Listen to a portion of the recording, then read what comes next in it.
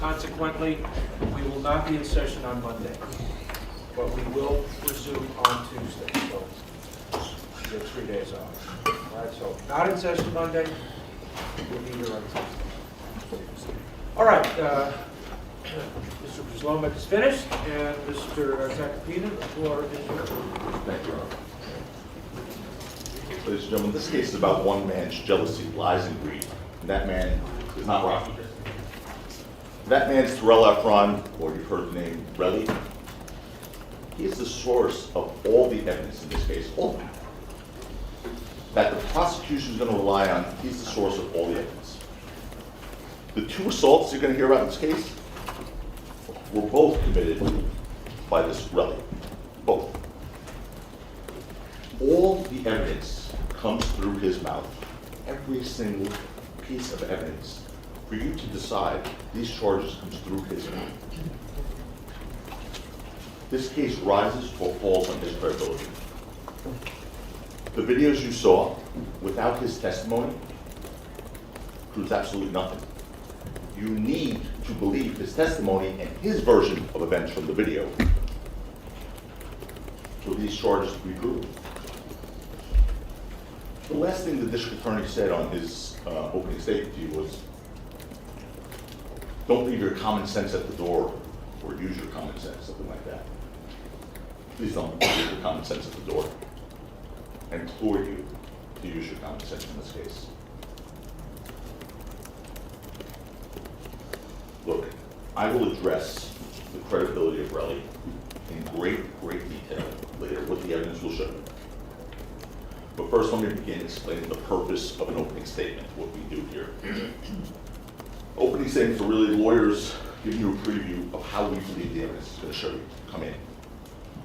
How it will unfold in this case, but it's more than that, actually. It's a promise to you. It's a promise from us to you. It's a promise that what we say is going to be proven is actually proven.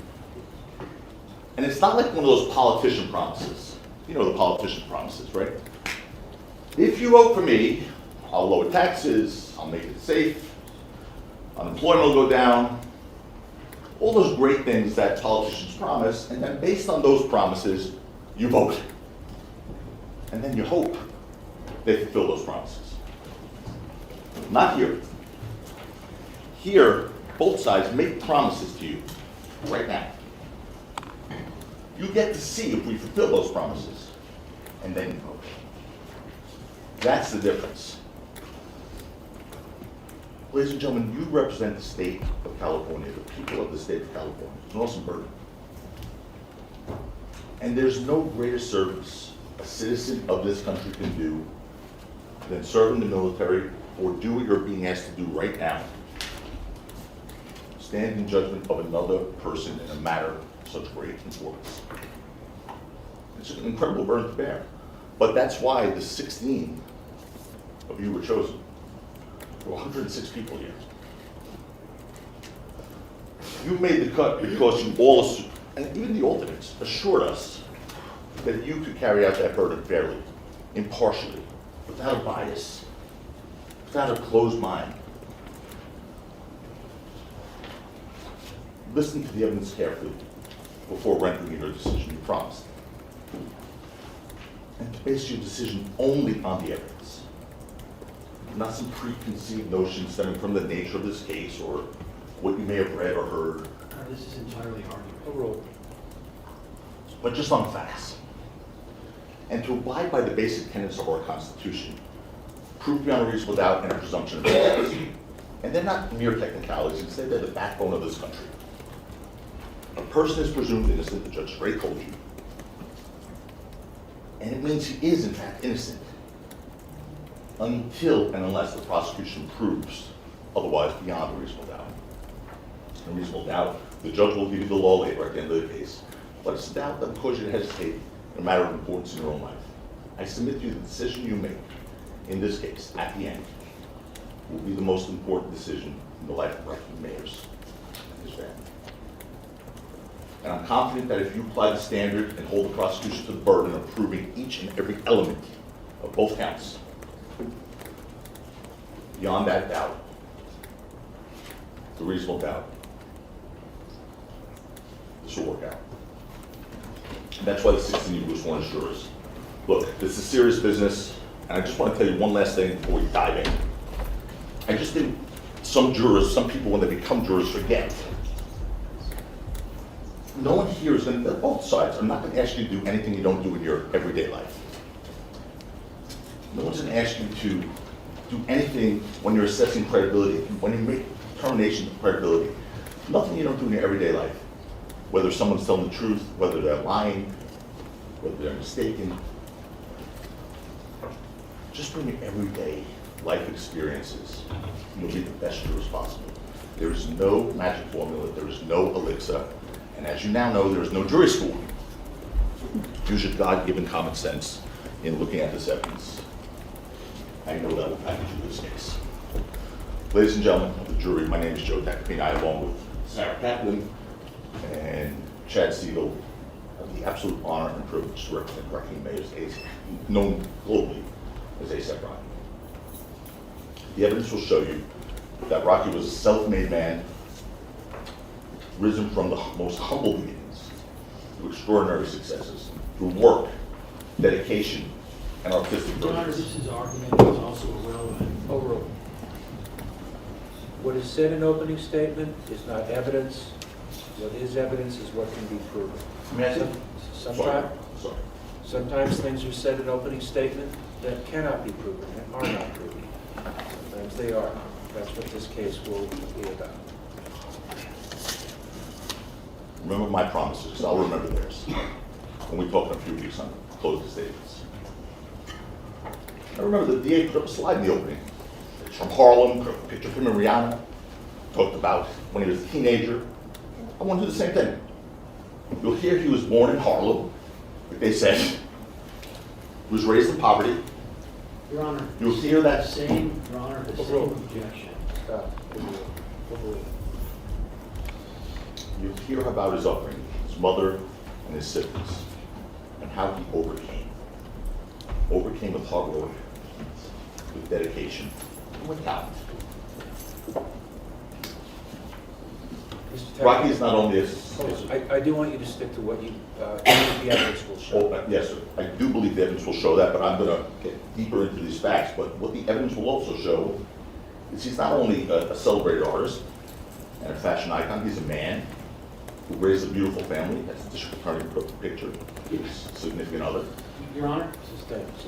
You got to get to the facts of the case. You're going to hear the stark contrast in two individuals. Rocky on one side, Terell Ephron on the other side, known as Relli. He represents a very different narrative. The evidence will show you that this Relli presents himself to the world as a wealthy, successful man. I saw a slide that he's a recording artist, businessman. He flaunts a very lavish lifestyle on social media. He poses with luxury goods. Your Honor, the same objection. None of this is evidence. Evidence will show you this. None of this is evidence yet. There's no evidence on both sides. Posting pictures of himself with large sums of cash and whatnot. It's fraud. He is all about a money grab. The truth is far different. And you're going to see this extravagant lifestyle that this Relli flaunts is nothing more than a fraud, built on, not on success and hard work, but upon criminal activity. Ladies and gentlemen, this case is all about money. I've said it once, twice, I'll say it a few more times. The evidence will show you it's nothing more than a money grab, nothing more. A clear attempt at extortion by Relli, so he could keep funding this extravagant lifestyle of his that he presents to the world. You're going to see the only reason we're in this courtroom is because Rocky would not agree to be a victim of another one of his crimes. That's why we're here. Because Rocky said, here's some money. We're not here. He doesn't go to the police. And even after he went to the police, if Rocky gave him money, we're not here. It's not about justice, it's about money for him. Period, end of story. And I will show you that. the evidence will make clear that Relli is trying to leverage a fabricated story to extract money from Rakim, using lies to support these claims. The evidence will show you that Relli is a blatant perjurer, someone who takes an oath, despite that oath lies. The evidence will show you, and you will see him commit perjury right before you in the school. And you'll see how important that is to this case. Because the evidence will show that despite all the evidence they claim to have, all of it, and I mean all of it, will rise and fall on the word of Relli and his credibility. Period. End of story. You will see, if you can't believe him, the prosecution's case fails. Now let's walk you through the events leading to the incident of November 6th, 2021, which is at the heart of this case. But to do that, we have to start a few years back. From Relli's own testimony, that was the catalyst for this incident. His resentment, from his own testimony, his resentment was the catalyst for this incident, and his animosity towards Rakim. The evidence will show you that Relli met Rakim when he was in high school in Harlem.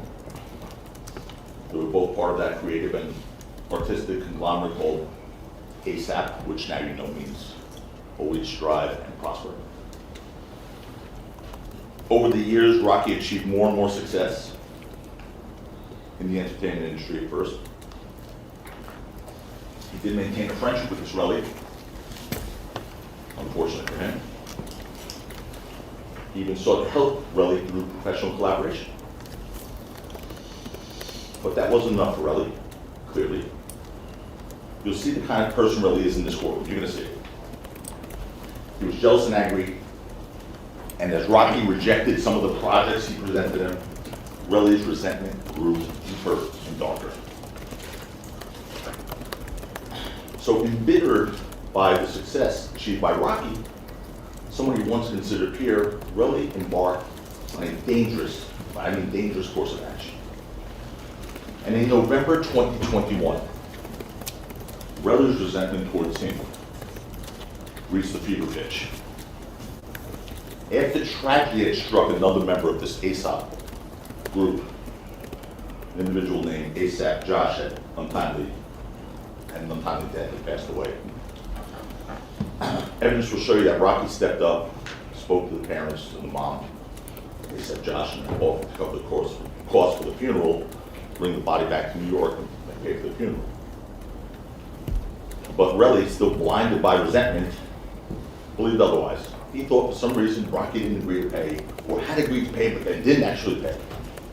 And he was furious. He went as far as to threaten physical violence against him because he thought he didn't pay for the funeral or for the expense of flying the body back. He was wrong because he did pay.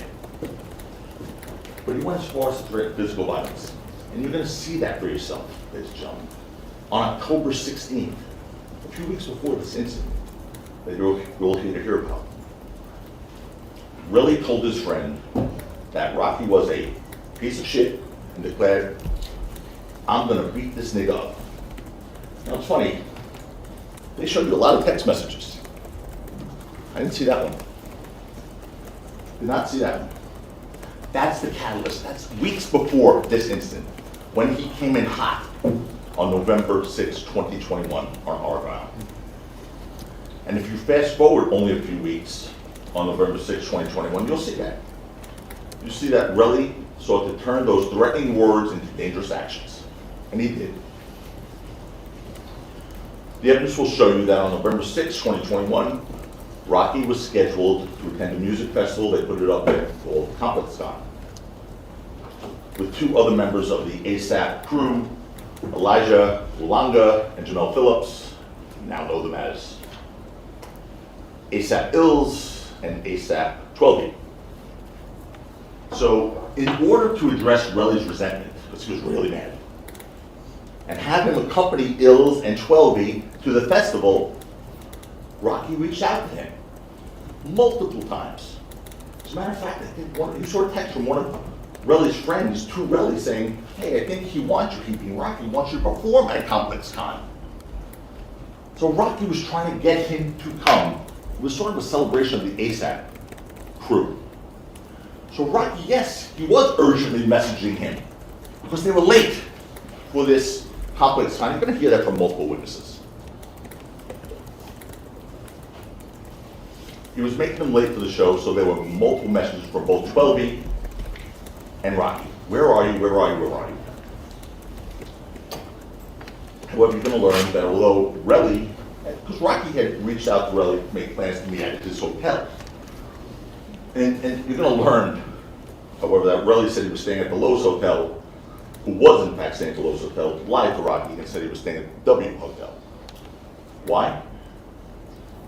Because he wanted Rocky to think he was staying at a nicer place, according to him, which is consistent with his pattern of showing off a phony, extravagant lifestyle. But also consistent with his pattern of lying. You'll see Relli committed perjury about that exact reason. And despite Rocky's best intentions, the evidence will show you that Relli was angry when he agreed to meet Rocky that day. And that anger came to a head when he encountered Rocky on the street, outside of a parking lot, on Argyle Avenue, leading to a brief altercation that took place on the street, which you saw a clip of, a very short clip of. You'll learn that Relli claims Rocky instigated, I mean, Relli, by the way, is twice the size of him, but we'll get to that. Relli claims that Rocky instigated the altercation, but the evidence will show you it was Relli who was the one looking for a fight. And you'll hear about Relli's day in the hours before meeting Rocky. You'll hear what happened in that day, independent of Rocky in that evening. You'll hear Relli's claim that Rocky pressed a gun to his stomach, to his chest, and his head. But the evidence, the independent evidence, the stuff that you don't need Relli's word for, will show you otherwise. Fortunately, the video evidence from the parking garage captured the incident. And that just lied to Relli's fabricated story about that. The video will also show you who the real aggressor was here. It shows you that Relli approached Rocky and reached out first. It was Relli who made the first physical contact.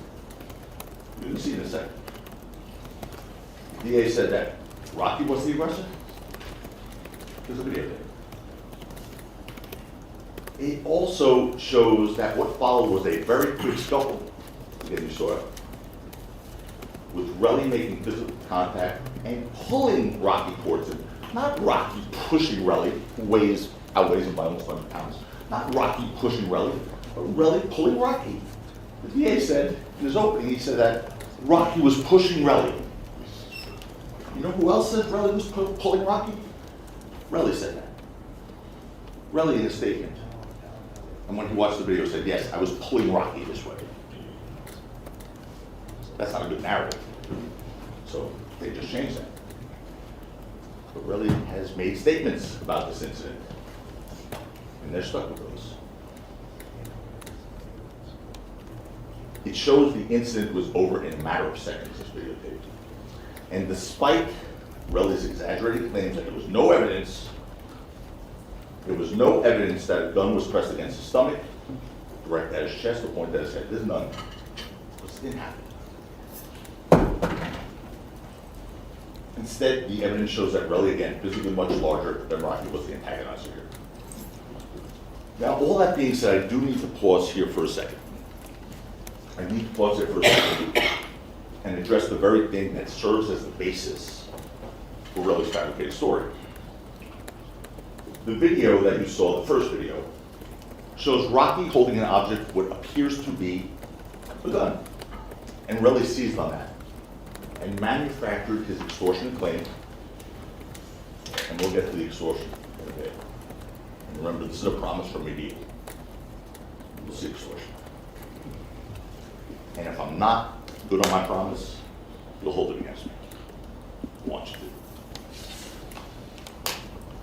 The evidence will make clear that the object Relli alleged was a firearm was absolutely nothing more than a prop gun.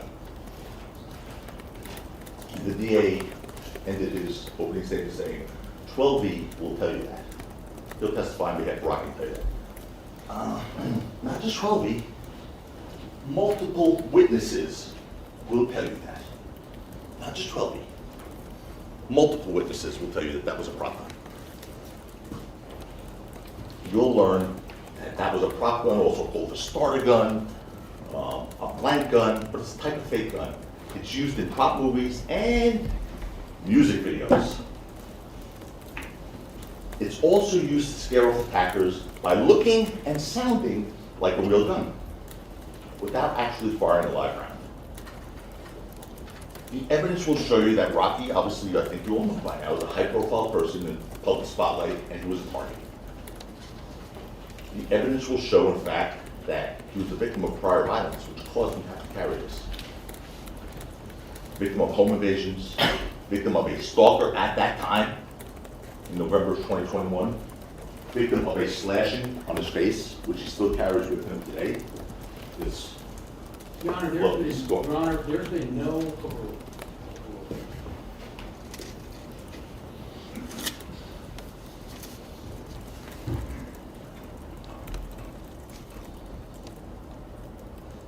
Rocky was advised by security to carry a prop gun to scare off potential attackers.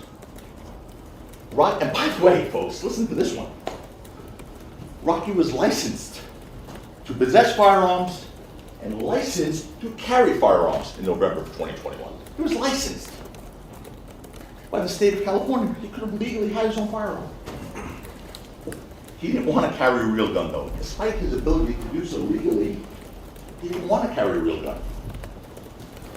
For fear that he would either injure someone or himself. Again, I want to repeat that. He didn't need to hide a gun, carry an illegal gun.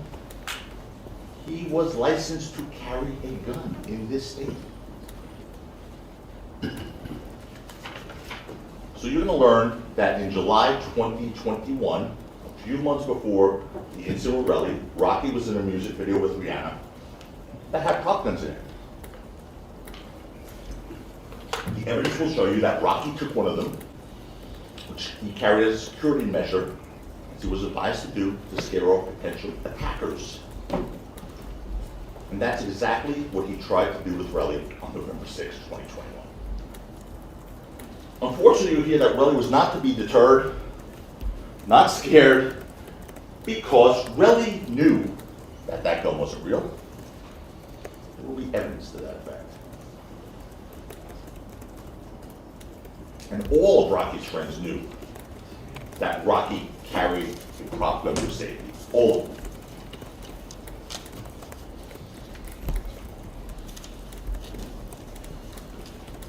In fact, the evidence will show you this. That Relli not only told Rocky as much, but he actually called Rocky's bluff and said, shoot me, knowing that he couldn't. With all this laid out, I do want to show you the video and walk you through it with respect to the first encounter. I'm going to play it once, it's quick, and then I want to show you two snippets. Here's the first encounter. That's Relli coming up.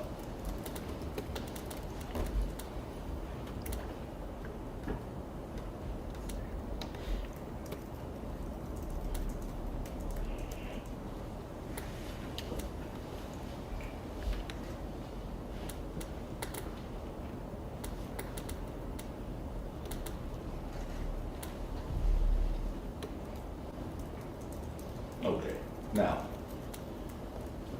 there's two things I want to play for you in there. The first thing is, the first person to raise a hand to anyone is Relli. You're going to see when he comes up, initially, that's him, you all agree, in those black pants coming up. First person in the video, see if he goes with his left hand. He raises his hand first. Play that one snippet, Eleanor, please. Boom. Do it again. Boom. He comes up with that left hand before Rocky raises his right hand. And how do you know that? Play the next clip, please.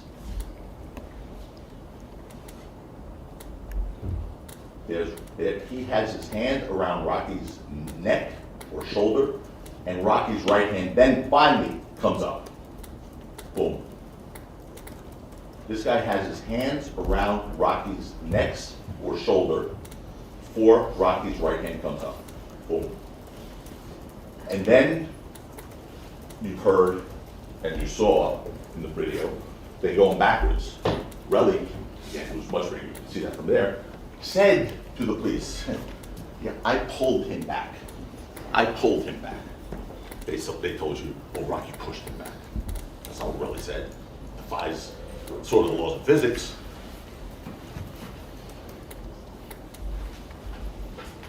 He outweighs him by almost 100 pounds. Relli pulled him back.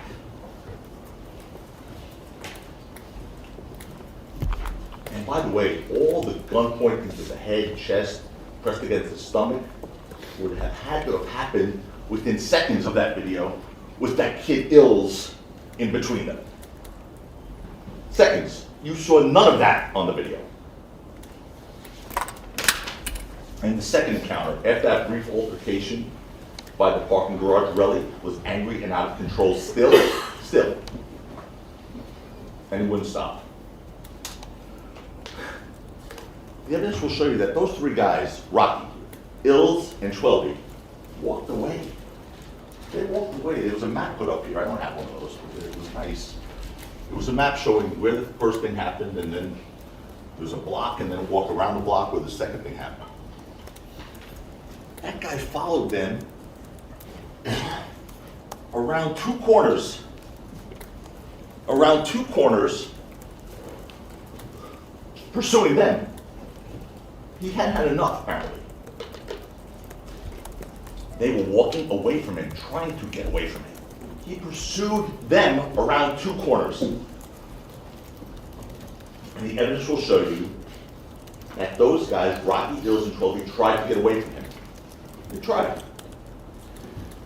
You'll hear that although Relli claimed that Rocky had a real gun, now, Relli not only continued to follow the guy with a real gun, but he followed and yelled at them and berated them and told the Ills, you're a crackhead.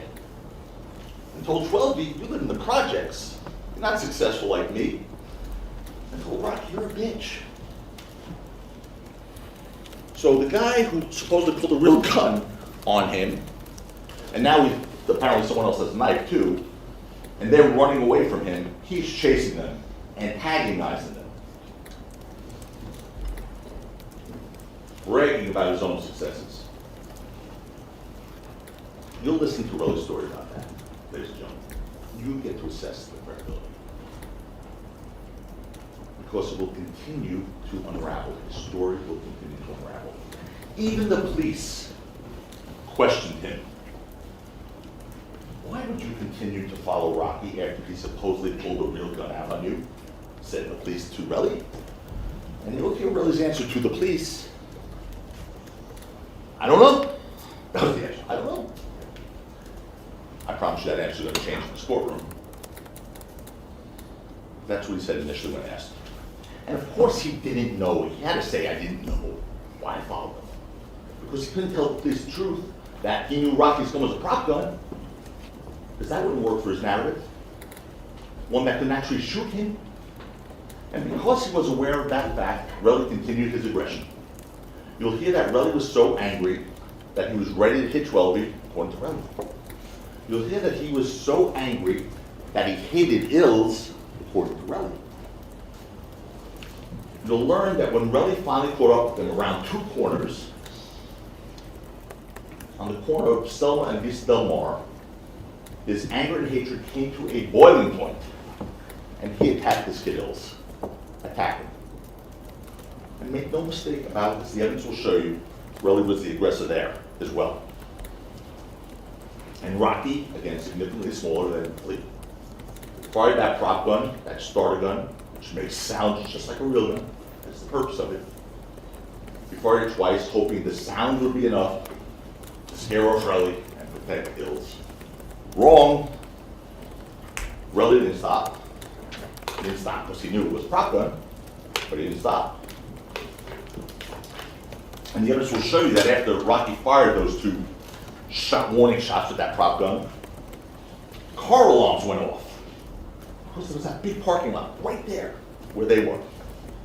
Car alarms went off. I'm sorry that you guys are here. It's hard to look everywhere. So 12E, being sort of sound mind, told Rocky, hey, listen, man, get out of here. The car alarms are going off now. People are going to start coming. Rocky obviously is a public figure, and now people are going to have their attention drawn to this. Get out of here. Rocky listened. He persuaded Rocky to leave the scene. 12E said, I'll check on Ills, because Ills was having a rough go of it. Ills is smaller than Rocky. And really was pummeling. You're going to hear about how Ills' face looked after this encounter. It was a hot mess. So you'll hear a different story from Relli. He claims he grabbed him, Ills, as a human shield. A human shield. Funny, Ills didn't get shot, but he was a human shield.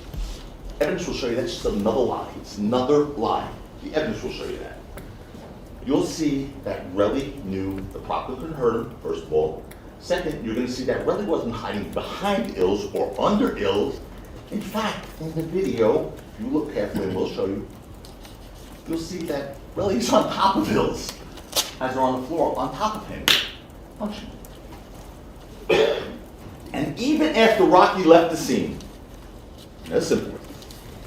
Even after Rocky left the scene and ran, the evidence will show you that Relli continued to attack Ills. A witness will walk you through that.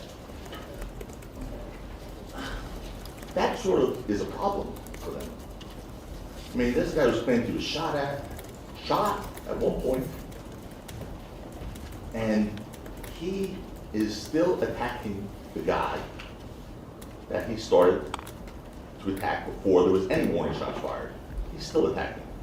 Not to be deterred by any starter pistol or real bullets from him.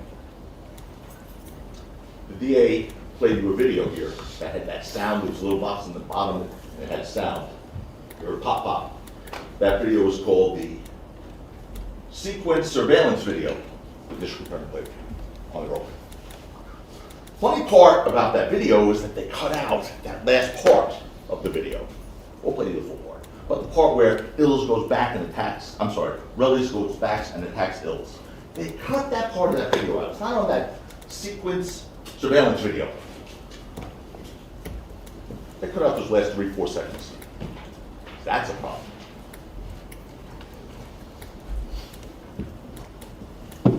Now, this altercation, like the first one around the corner, was also captured on video, but as you saw, that thing is not clear. I saw some pictures up here earlier. It looked like aliens or something. But it's not clear. But you can make some things out. But even Relli in his testimony said, I really can't tell what happened in that video. So we have to go on his word now. And although the video captured that incident, that was less than half a minute, not particularly clear, the evidence will make clear what happened there. The evidence will. Relli physically attacked Ills. Rocky tried to use a prop gun to defend him. And with that, I want to walk you through that video the best we can. We'll play it first. And you notice the drill leaders at the corner. Up here. Focus on here they come. There's Rocky. There's 12E. Then Ills comes and he's following him. You see him go right after Ills, Relli, and that's when Rocky fires the warning shots. And there's Ills on top, Relli on top of Ills, punching him. That's Ills going down to the ground. Rocky's gone. 12E's about to be gone. And watch. There goes Relli back after Ills. And then he goes away after he hits him again. Ills eventually caught up with 12 and Rocky, case was basically busted open. We have the clips to play, small ones, let's do that again. So I'm gonna play broken down little clips. The first one is them all being followed, upper right-hand corner again, guys. All being followed by Relli. 3 of them trying to get away. First Rocky, then 12, then Ills, and Relli's still coming hard. And you'll get to see this as many times as you want later. The second one is Relli on top of Ills on the ground, is that right? Yes. Let's see if I can help here. Hold on, can I stand up here for a second? Actually, Alex is going to get we have a pointer in the courtroom, Oh, and he's going to get it. all right.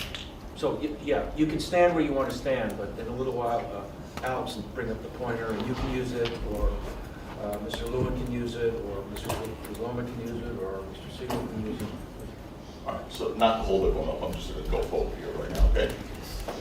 All right. Can you go back again, guys? This is the clip where you'll see Relli, and you get to see it later, don't worry. Relli, big guy, on top of that little guy Ills, on top of him, not using him as a shield. Watch.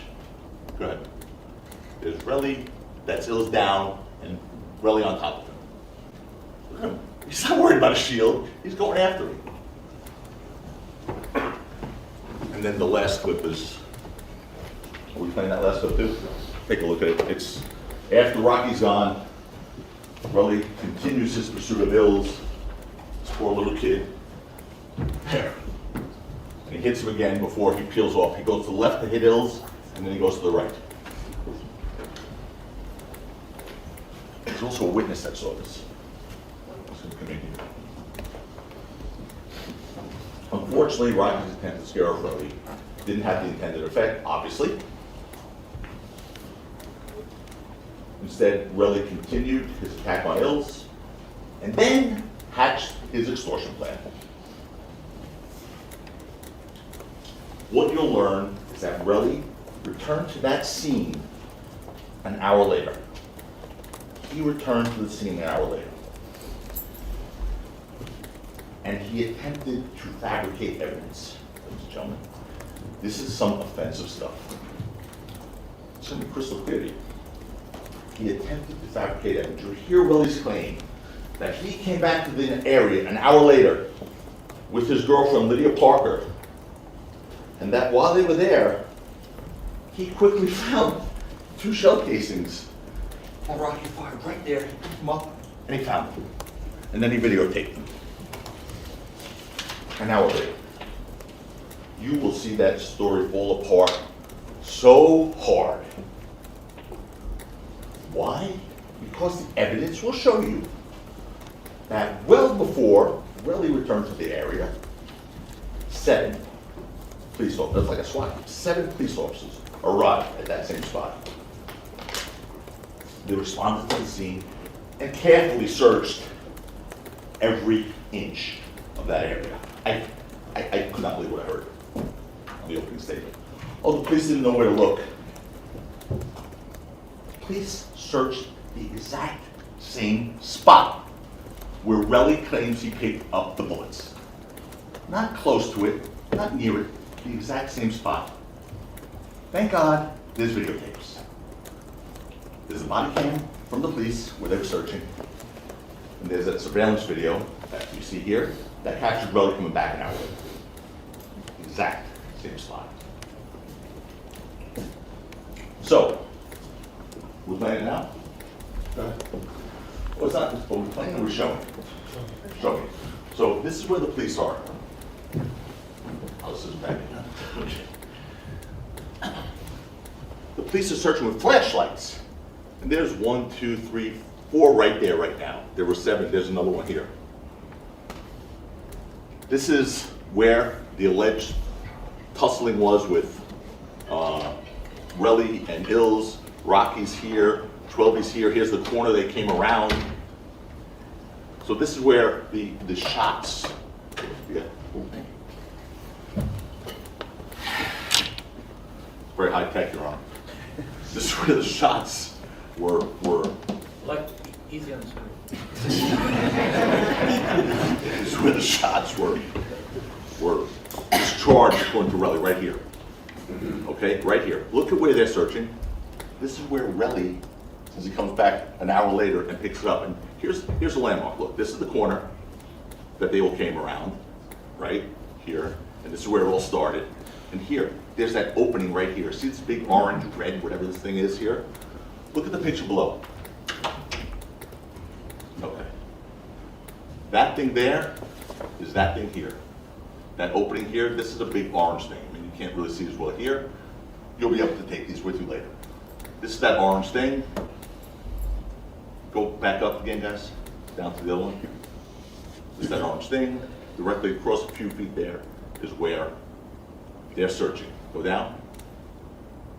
Directly across a few feet there is where they're searching. You know what that is?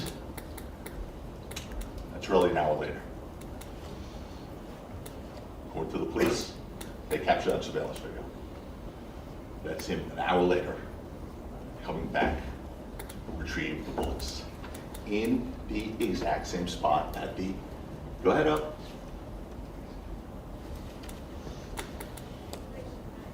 The cops were searching with a flashlight. And the cops weren't there looking for, they didn't know what.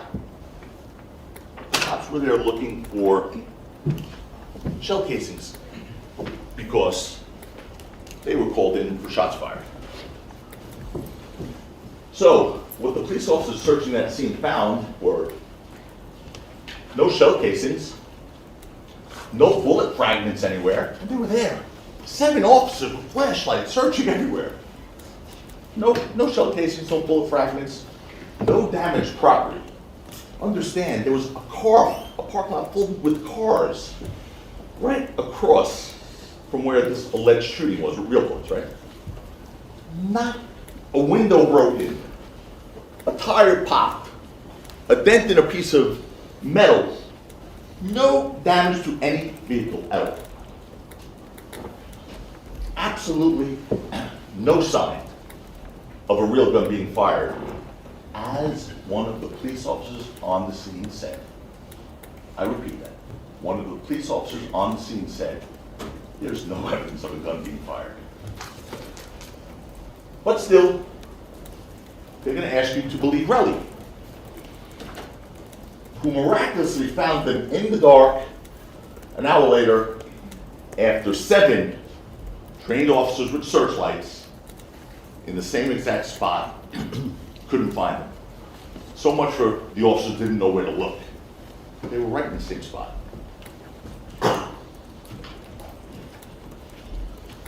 So, for that matter, although Relli is going to claim his girlfriend was there with him, because that gives a corroborating witness that can back his story up, right? When he found those shell casings an hour later, the video evidence in this case will show otherwise. That she wasn't with him, unless she's a ghost. That she wasn't with him. Thank God for those surveillance videos. So what did Relli first do with the videos he made of the shell casings? Did he go to the police? No, he didn't contact the police. Instead, he sent them to Rocky and Rocky's manager and said, I'm going to be rich. That was his first thought. I'm going to be rich. I mean, here's someone who basically claims he was shot. That was the initial story, shot.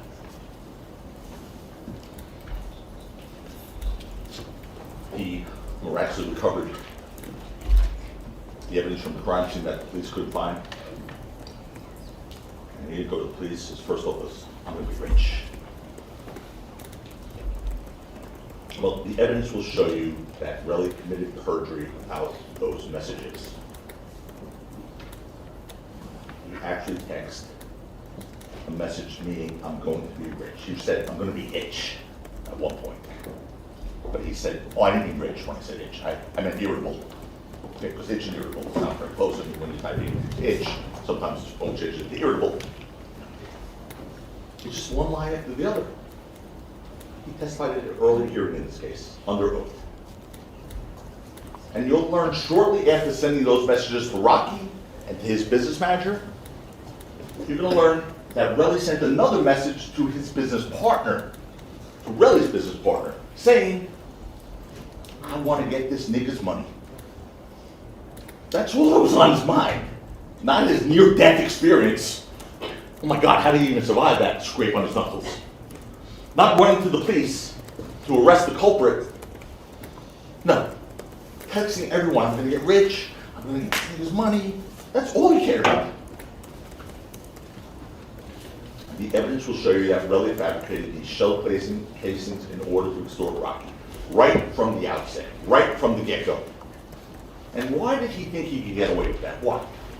Because Relli didn't know that the police had already returned within minutes of the sounds and the incidents there and searched the scene. He didn't know that.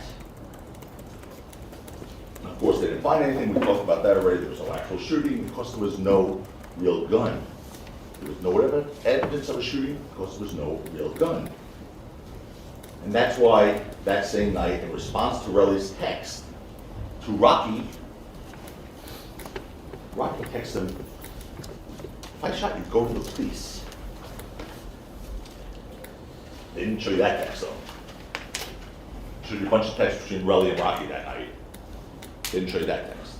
Rocky saying, go to the police. Yeah, because someone who really shoots someone and is guilty said, yeah, go to the police. Rocky texted that night.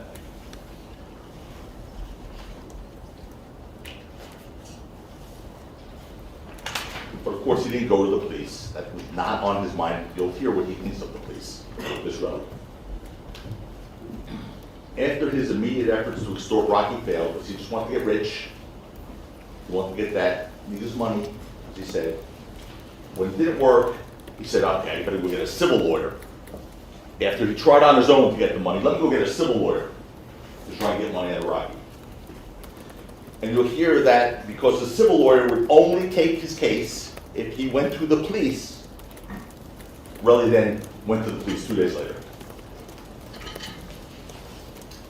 2 days after the incident, he finally goes to the police. And you'll learn of the inconsistent statements he made to the police because he couldn't keep the story straight. It is all over the place. You'll hear this ridiculous claim like the one about him being shot. And you saw that picture. The supposed proof of him being shot, the knuckle scrapes, the superficial knuckle scrapes across his knuckles, which are consistent with him doing what you see in the video, attacking somebody, attacking pills. That did not feel by the way. But attacking somebody and punching and scraping the knuckle on the ground. What kind of bullet does that? Hits one knuckle, bounces down, hits another knuckle, and bounces down again. I mean, it's ridiculous that he said that. He got shot. That was his first story. Now you hear that back off, way off that thing now. You'll hear his ridiculous claim about that injury, that it was a gunshot wound that required medical attention, he first said. Of course, now the DA just said to you, oh, you don't have to decide at the end of this case if you got shot or not. You don't have to decide, don't worry about it. Not that easy. Not that easy. You do have to decide because his credibility is at issue here. You have to decide if he was lying, if he was embellishing, if he was making up a story to get money. So if he says he got shot, and you find he didn't get shot, you do have to decide that. Relli at this very moment has a civil lawsuit against Rocky, seeking millions of dollars. Ready? $30 million for the knuckle scrape. $30 million. Not a lot of money. Not just. Oh, he also claims that he has a permanent disability. Permanent disability from the knuckle scrape. I mean, he lies about almost everything in this case. He swore that he has a permanent disability. You're going to see an Instagram video of him with that permanent disability, showing his manicured hand, turning it around with his Rolex watch on. Permanent disability. It is offensive to a different level. He even claims he went through necessary medical treatment for his injury to a hospital But not here in LA, where he was shot. He waited to fly all the way from California to New York to go to a hospital many days later, after getting a civil lawyer and being told by the detective in this case, really, you should go to the hospital, not to make sure you're not going to die, not to make sure you don't lose use of your hand, not to make sure your knuckles heal. The detective said, you should go to the hospital for this case. The detective, it's going to be undisputed, told Relli to go to the hospital for this criminal case. Do you think they're trying to build a case in? Is that what we do? We instruct victims to go to the hospital to make it look better? Those scrapes are no more proof of a real gunshot than those shell casings that the 7 officers did not find are. And what else did the police not find after Relli turned in the shell casings over to them, finally, after walking around with them God knows where for 2 days? What else did the police not find? You'll hear that the police, despite examining them for fingerprints, didn't find Rockies on them. Because bullets, metal, capture prints. So if someone loads a bullet into a gun, that prints are going to be on that. Not Rockies. Now, the shell casings apparently had no fingerprints on them whatsoever. As if someone who claimed to find them after the fact wiped them completely clean. And what else wasn't found on those shell casings? Rocky's DNA. They took samples, the police did, of Rocky's DNA for the purpose of comparison. They took his DNA to compare with the bullets. 0. Nothing. Never connected to the shell casings. As I mentioned, he was licensed to carry and possess firearms. You'll learn that he legally possessed firearms, which in fact were recovered from his home. You saw that whole bunch of pictures. He had firearms legally in his home. No problem. Police did a search, they recovered them. No problem with the police. The evidence will show you that none of those firearms recovered were 9mm caliber, because he didn't have one. You'll learn that the 9mm caliber of the shell casings that Relli claims to have recovered from the scene are exactly the type of gun that Rocky didn't possess or own. You'll hear, and you heard from their opening, that there was a single magazine containing 9mm ammunition in his home. And you'll learn that belonged to his manager, Lou Levin, who will tell you, he will be here and testify why that was his. He also was licensed.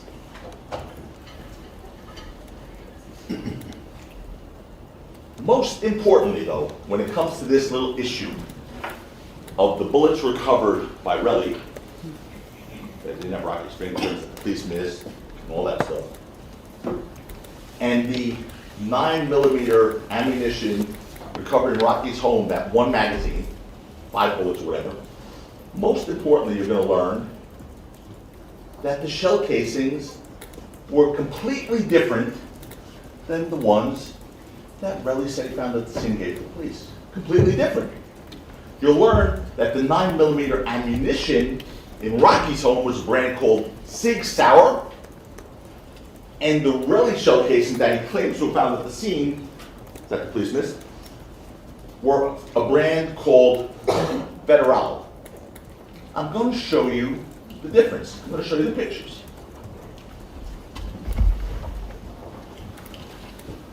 This is the one in the house. That's that magazine that they recovered with a few bullets in it. That was Lou Levin's. This says Sig. Whoa. I can't see nothing now, so can you zoom back a little bit? SIG SAUGER or something like that. Sauer. What's this? How does it say? Luger. What? Luger. Sig, S-I-G. Sig Luger. The ones at the scene are these from Relli. FC, which stands for Terell federal cartridge. Completely different brand, completely different bullet. Those are the ones from the house that belong to someone else who will testify here from court. Those are the ones that Relli claims to have found at the scene. They're different bullets altogether. So much for that big reveal on the opening. They didn't show you that, no. They didn't show you the comparison of the two bullets. Just the magazine. Ooh, it's a 9mm. Different bullets. In the end, you'll see that all the objective evidence in this case relied on by the prosecution to support a shooting rises and falls, and I mean falls, on the word and credibility of Relli, who is a proven criminal and perjurer. Those shell casings he claims to have found, the superficial scrapes he claims is a gunshot wound, the video himself that he even claims he can't make out clearly. We have to rely on his rendition of only, because without his rendition, you get nothing from any of this. Ladies and gentlemen, it's your job in this trial to evaluate the evidence. To look at every single piece of evidence they present to you, the prosecution, and ask yourself, does that pass the smell test? I remember Mr. Lewin, every time he stood up in jury selection, said, possibility? Did we say possibility? No, no possibility. No possibility. The word possible is not part of this trial, he said to you. Remember that. This case is not about possible.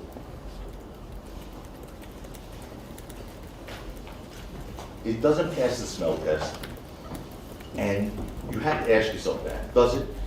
Or do you have a doubt about a piece of evidence that's really the focus here when you consider the charge in this case? There are two charges.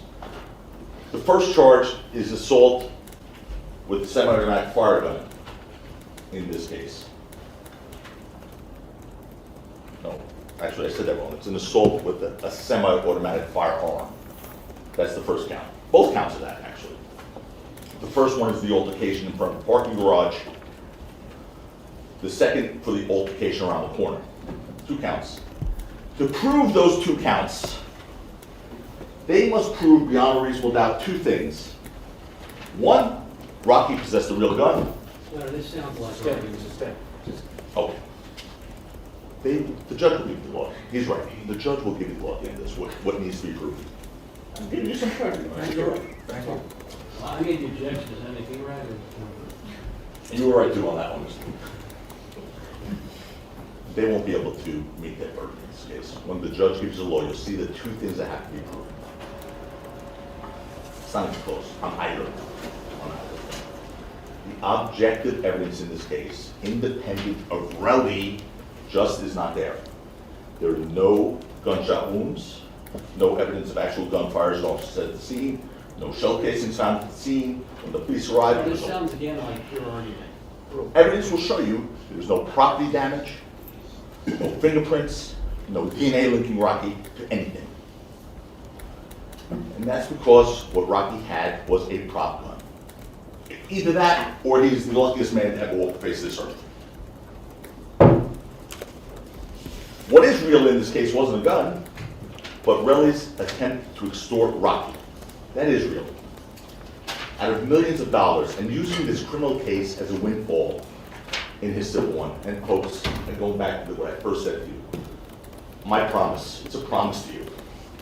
Now, I wouldn't be doing this so emphatically if I weren't sure. That's argument, it's just proper expression. You will see, the evidence will show you hard evidence of an extortion in this case, and perjury to try and cover it up. Hard evidence of an extortion in this case, the evidence will show you, and perjury to try to cover it up. The evidence will show you Relli's understanding in that regard, that if Rocky's found guilty here, he automatically has liability in a civil case and gets money. Lots of No, that's absolutely improper. That's sustainable. No, the jury be Relli's instructed. understanding. Counsel continues to Stop. make whatever objections. Stop. they No want. speaking objections. Stop.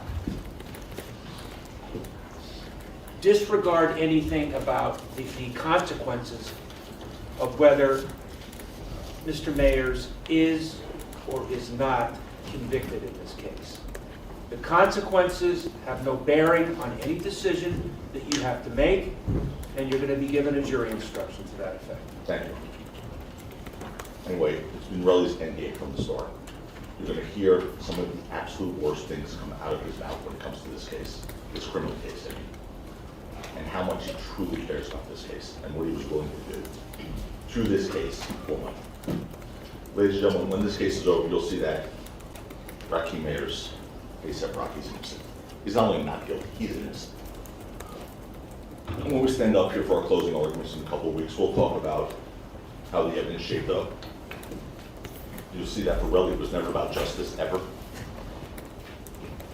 It's about a man seeking a profit from a fabricated narrative, using false. I didn't hear. Read that, Kevin.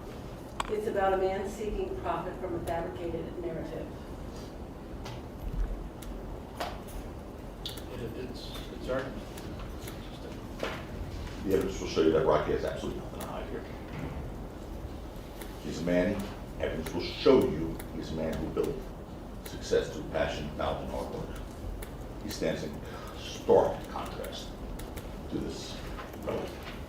You will see Kate stand next week and lie to you over and over again, trying to destroy Rocky